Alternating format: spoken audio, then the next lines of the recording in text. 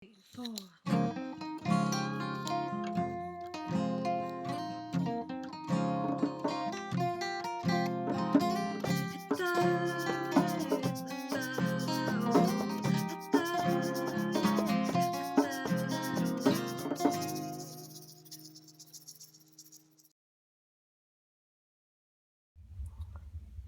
I just bought these. They're crystals that have been dyed, you know? Maybe they're glass made to look like crystals. We've got some real gems in here. I have mostly real gems. I don't know what this is.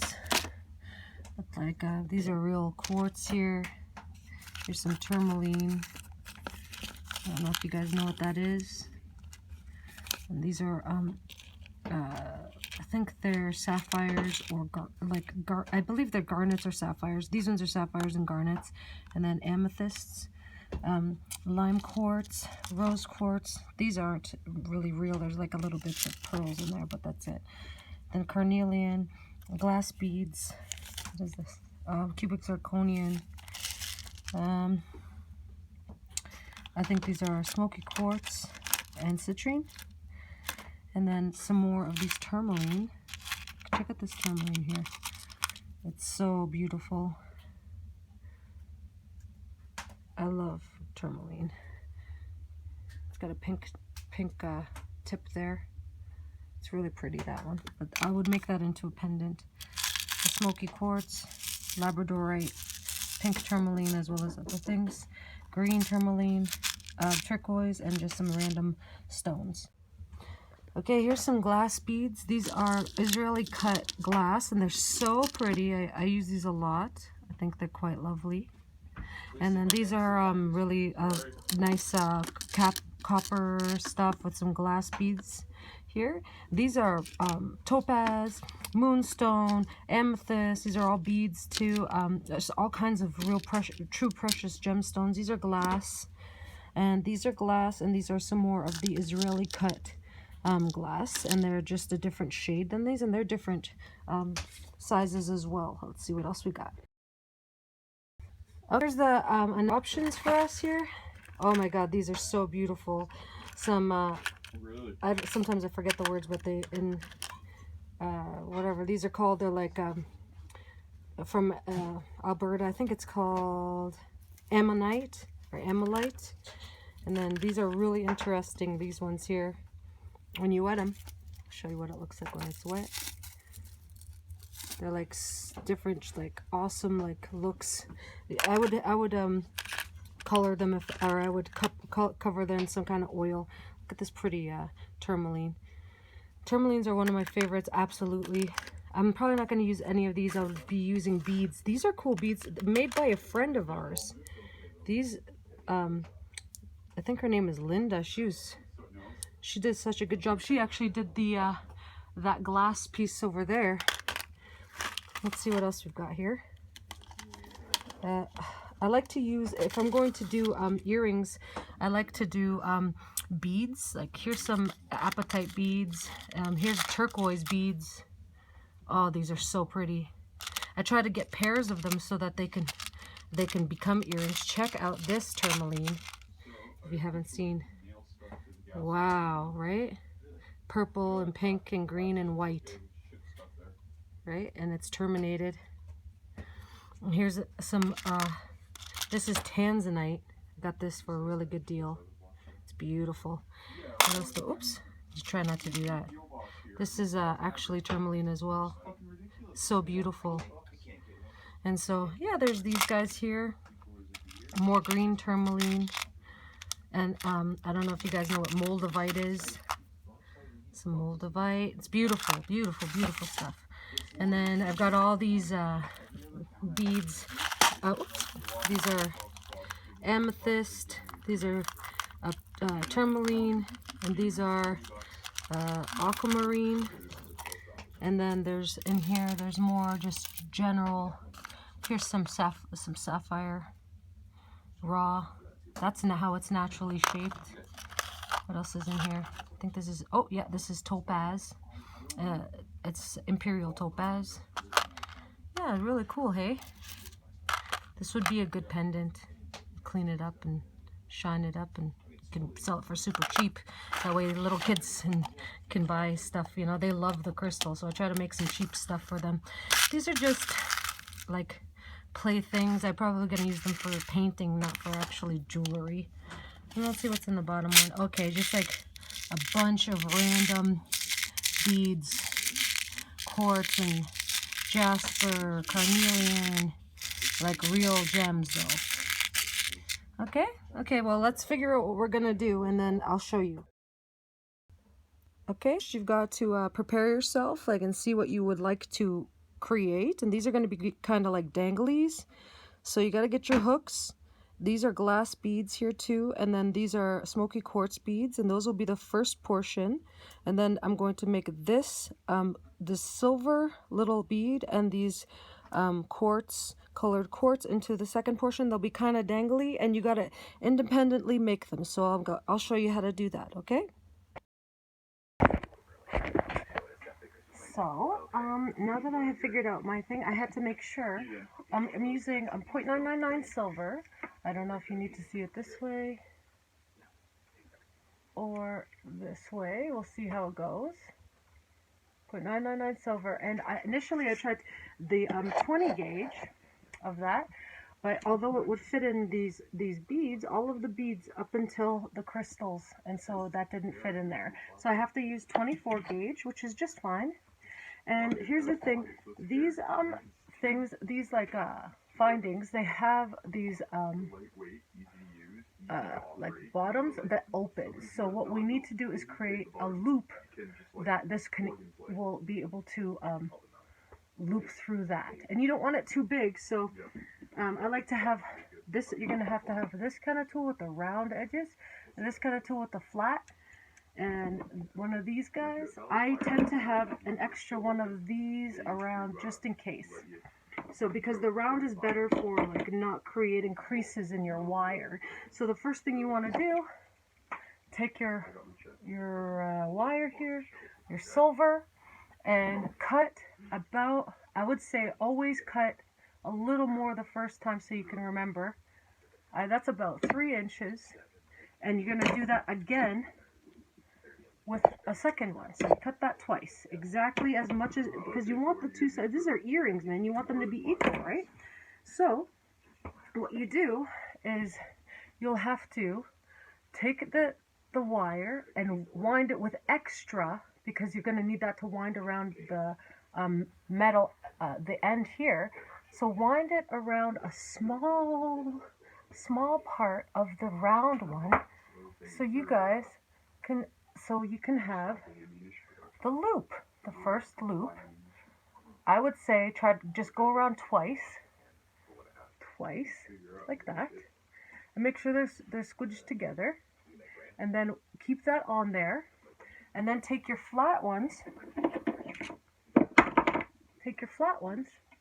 and make there a 90-degree angle in that, so that, hopefully you can see that, a 90-degree angle, so that you can wind what's left of this around.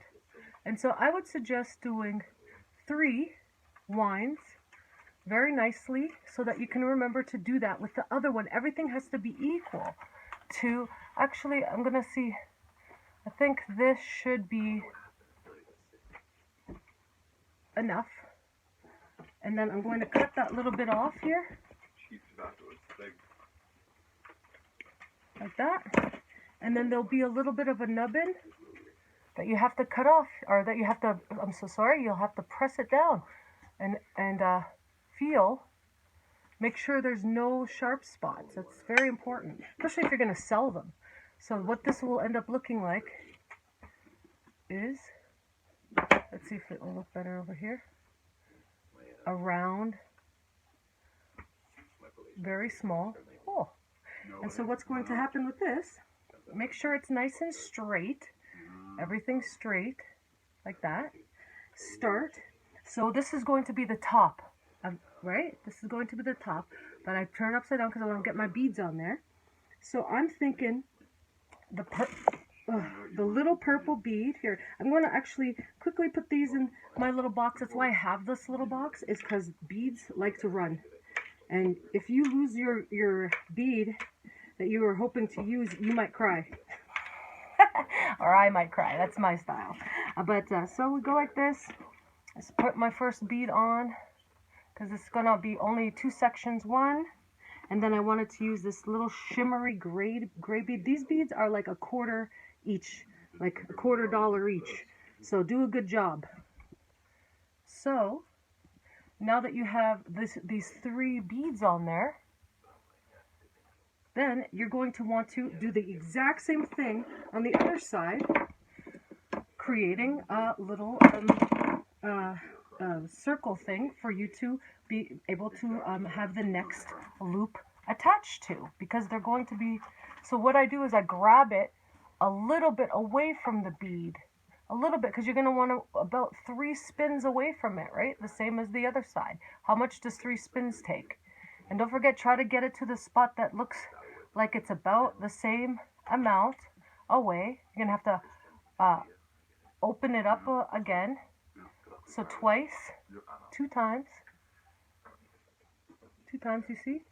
Just don't harm it, and be very gentle with it. And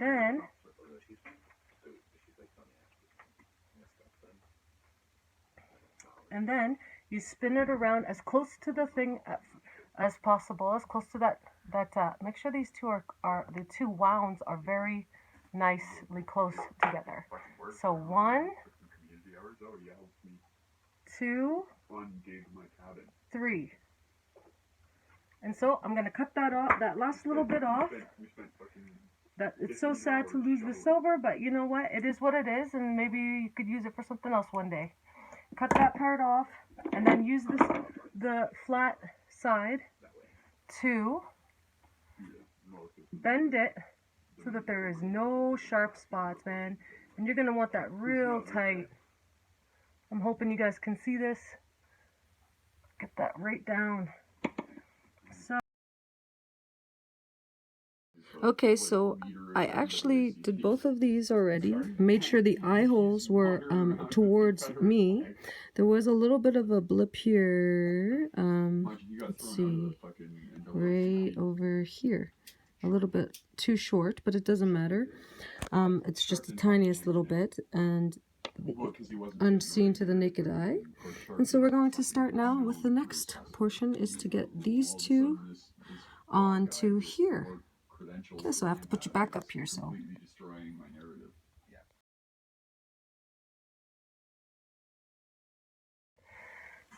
Okay, so there's a couple different ways to do this. What I have decided to do is to take the bottom bead, to put it on the bottom here, and then what I do is I just take as much as I need only on the end to bring it up, and then twist it around the top. So I'm going to go like this. You have to take into account what's left on the top of the bead, and then wrap it up here like that. And the shorter one, first of all, let's get this longer one, which is going to be upright. Let's get it straight. So I bent it over the top of the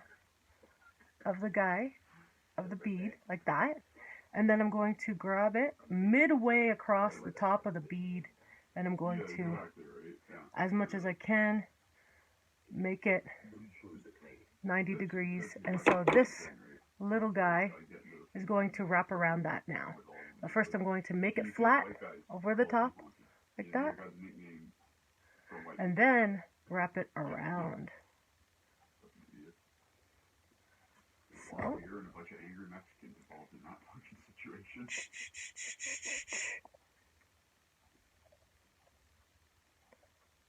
So I'm going to try to wrap it 3 times around, like that's going to be the standard of what I'm doing. And so that should be pretty good. So, but after you do that, you wrap it around the 3 times, cut it as close as you can without cutting anything you need, because you'll cry. And then whatever is left of that silver it's sad, but you know what? Who gives a crap? And don't let it just hang out on the floor. If that goes in your foot, that's going to hurt. Or your child's foot, that's going to hurt. So like that. So this is the way it looks now. Okay? And so now I'm going to take this silver bead. It's a little oxidized, but sometimes the silver that's oxidized is quite nice. So try to get it nice and even there at the top. And then what I would do is, while leaving there enough space to have 3 loops around it, don't forget, get that other guy, and you want the same size hole rounds every time, because it's all about keeping it balanced, like the same. So go around it. Don't tie it yet. This first tie is not to put, it's just to make a loop. And then grab this bead thing that we've already made. Try not to lose it. Everything's tiny. This bead thing, and at the bottom, the one that's supposed to be at the bottom, the end that's at the bottom, put it through, and then get that on that loop. You might have to separate it a little bit, but that's your loop, dude. And then you want to, what I do, I put it through again, trying really hard not to mess this up. This is where it can definitely start to look weird if you don't really pay attention. And so I put it back through here and hold it, and then put it back through the hole without wrecking the loop. Okay? So there we go. It's hard to show you and do it, but I'm sure you guys can see how it is. I'm hoping you can. And get that through. That's what's nice to have these flat heads ones. It's the grabby guy. So I've gotten it through. It hasn't all the way been through. I got to look at it and make sure there isn't anything that I need to change. Make sure that it's on the proper side of the loop so that it's aligned, you know. And then, so it's all kind of twisted. I put it on the proper side of the loop. Really pay attention to this part. If you mess this up, it's over. You screwed up a whole bunch of it. So now that I've done that, I've checked to make sure it's on the right. The loop is on the right side of the initial loop. Now I put it back through. I put this thing that's the shaper of the loops. Put it back through, and then do everything I can to make it beautiful and round together. You know? And then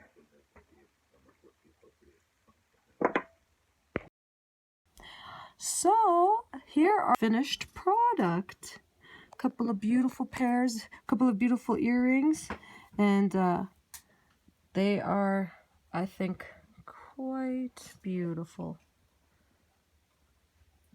And they're very nicely even, you know? They're so pretty, I think. Purple and silver. Yeah. Okay, well, I hope that you enjoyed this, and I'll see you guys next time. Maybe I'll show you how to make a pendant. Okay, love you. Be good. 3, 4.